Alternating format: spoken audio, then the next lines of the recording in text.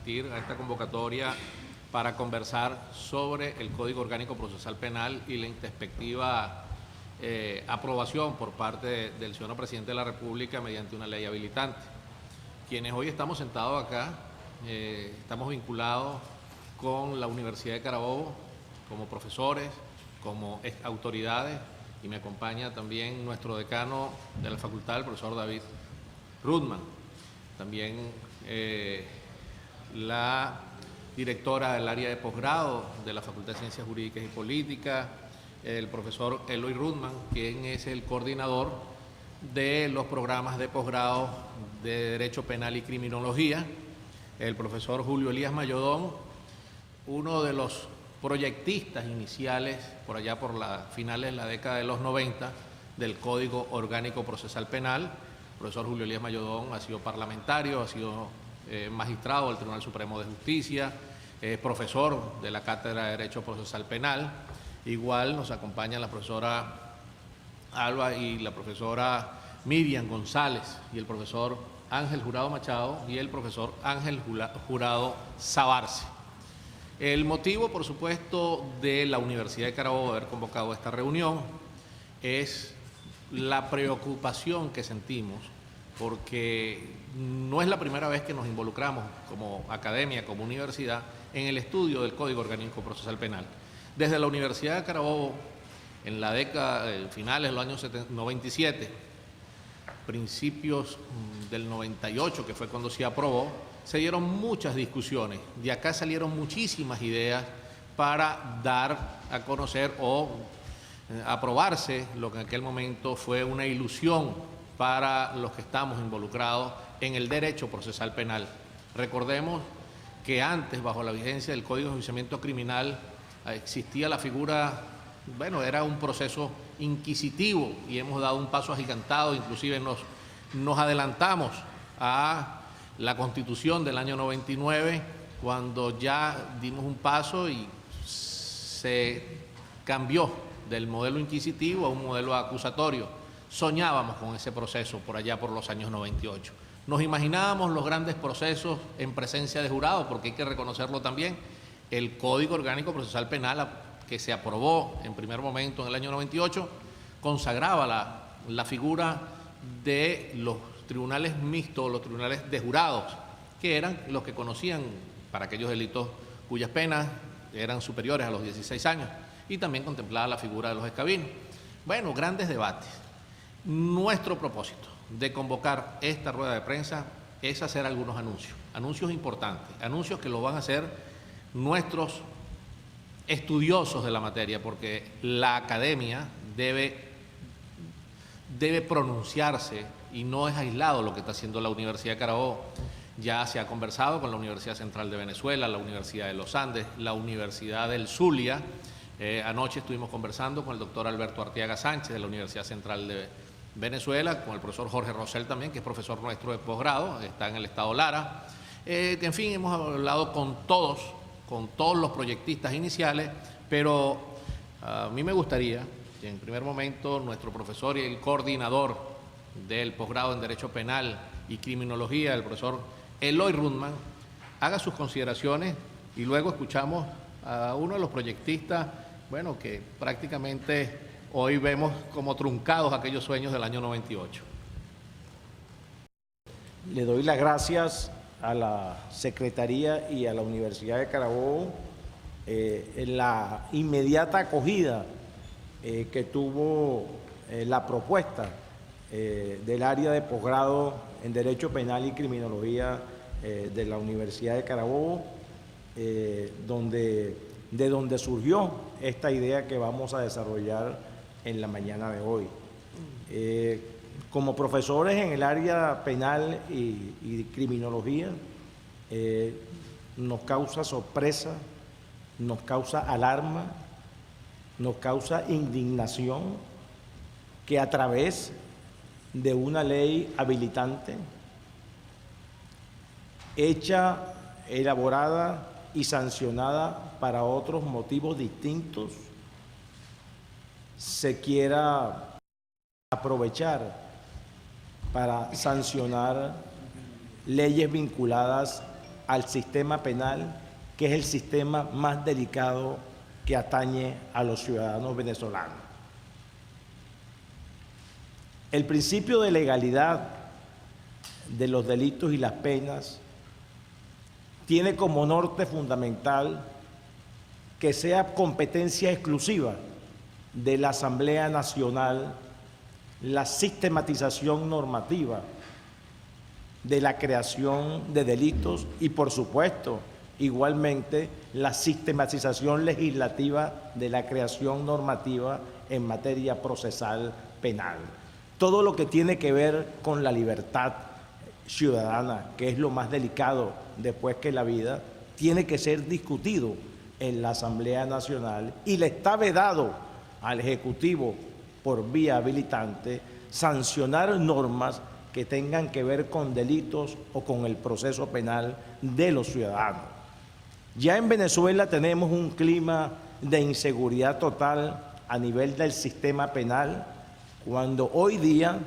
en este momento que estoy hablando, existen 72 leyes penales además del Código Penal. Es decir, el Código Penal es la ley 72 de las leyes penales dispersas que existen en Venezuela, con más de 1.200 delitos. Imagínense ustedes la inseguridad jurídica que hay en el país cuando todos los que estamos aquí sentados desconocemos cuál conducta es criminosa o no,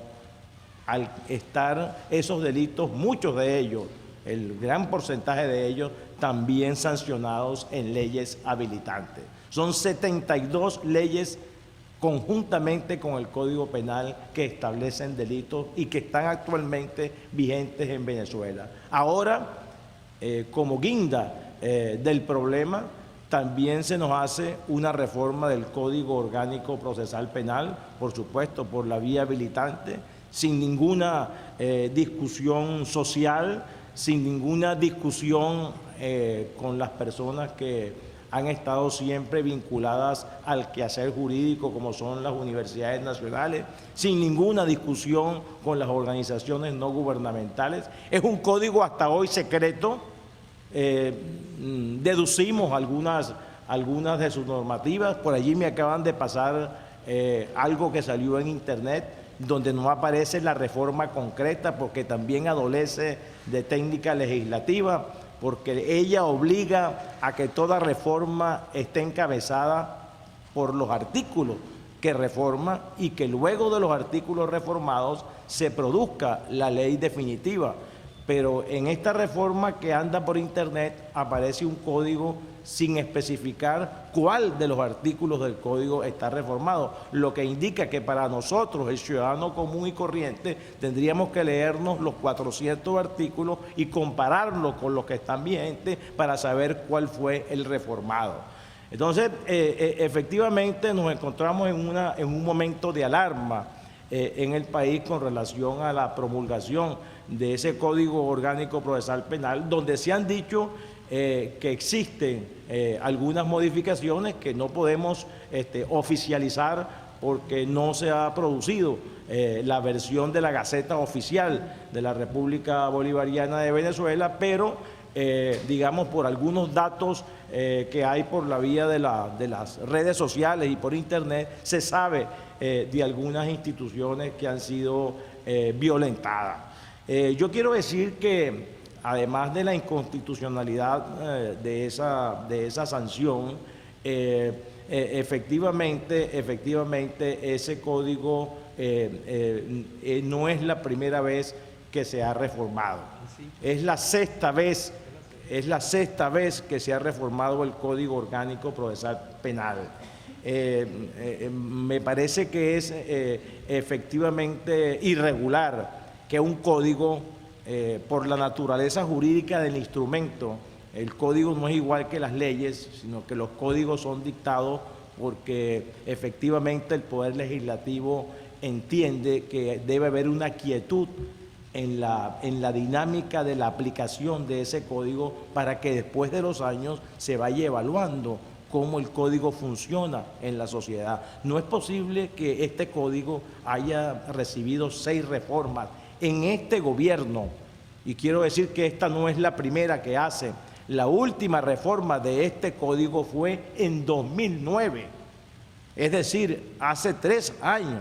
Hace 3 años se reformó este código y la última fue en 2009. En cada una de las reformas se ha hecho menos garantista, se ha hecho más inquisitivo que acusatorio, se ha hecho menos defensor de la legalidad y de los derechos ciudadanos que como ese código nació. De tal manera que es bueno clarificar que es la 6ª reforma y que esta respuesta legislativa de una manera sorpresiva no debe ser producto, por tanto, por ser materia del sistema penal, de una cuestión tan evidentemente engorrosa y delicada, no debe ser producto de la vía habilitante. Este código que se ha reformado durante 6 oportunidades ha sido cada vez menos feliz las reformas del mismo y siempre han estado pues vinculadas a la disminución de la garantía ciudadana. Se habla que el código elimina la figura de los escabinos. No estamos perfectamente claros en que esa sea la realidad, pero se habla mucho de la eliminación de la figura de los escabinos. Y se habla mucho también, porque eso sí lo leí en la prensa nacional, se habla de una vinculación del código original como una copia del código alemán o del código anglosajón. Bueno, lo primero que había que plantearse en Venezuela es que nuestra Constitución original de 1811 fue una Constitución inspirada en la Declaración Universal de los Derechos del Hombre francesa del siglo anterior. Nuestros libertadores leían a Montesquieu y a Rousseau y a Voltaire para inspirarse en las normas que crearon en la Constitución de 1811, pero no fue la de 1811 únicamente. La Constitución del 99 tuvo inspiración en la Constitución española de 1978, que a su vez se inspiró en la ley fundamental alemana de finales de la década del 40, después de la Segunda Guerra Mundial. De tal manera que no hay prurito en que efectivamente las normas venezolanas tengan alguna inspiración o alguna revisión. Siempre que se hace normas jurídicas, se elabora proyectos jurídicos, tiene que ver con se ve la realidad social, pero también se revisa el derecho comparado. Efectivamente, la figura de los escabinos responde a un principio constitucional, el principio de la participación ciudadana. Este no es un Estado comunal, este es un Estado social de derecho y de justicia, donde hay una administración de justicia que implica la participación de los ciudadanos normales, comunes y corrientes, de los ciudadanos de a pie, pertenezcan o no al sistema comunal, que no es constitucional, que no está en la Constitución del 99. Y eso no se ha profundizado más aún, el sistema de la participación ciudadana, que es un sistema importantísimo, porque son las personas de a pie impartiendo justicia. Esa participación ciudadana no se ha profundizado más porque no se ha implantado una cultura por parte del Estado en la participación, en la necesidad de la participación de las personas en los juicios penales. Y eso constituye además el control indirecto de la vía jurisdiccional, a través de la participación ciudadana como escabino y a través de la participación ciudadana en el juicio público se hace el control indirecto del sistema de justicia. Estas aseveraciones cortas las hemos destacado porque nosotros entendemos que pese al problema electoral, a la situación electoral que vive el país, esta sorpresiva reforma del Código Orgánico Procesal Penal alarma a la vida universitaria, alarma a los ciudadanos y tiene que haber una respuesta. por parte de la universidad. La respuesta va en dos sentidos y la va a explicar el profesor Mayodón. El primero de ellos, la respuesta va en la construcción por parte de la Universidad Venezolana de un proyecto de código orgánico, de reforma de código orgánico procesal penal alternativo, donde en realidad sea el producto de la participación no solamente de las universidades nacionales que ya han sido conversadas, y esto es un anuncio que va a hacer el profesor Mayodón, que este es el anuncio de la instalación de una comisión nacional que va a elaborar un proyecto alternativo a través de la consulta ciudadana y universitaria. Y en segundo término, que estamos esperando que salga la Gaceta Oficial del Código Orgánico Procesal Penal para presentar un grupo de abogados numerosos de la vida universitaria y del ejercicio profesional, un recurso de nulidad de ese código que se presente ante la Sala Constitucional. No fueron consultados los proyectistas de este código, entre ellos el profesor Mayodón, quien es coordinador igual del programa de especialidad y de posgrado en Derecho Penal y Criminología de la Universidad de Carabobo, que fue proyectista del código original y que nos va a informar sobre estos dos planes que tenemos en este momento.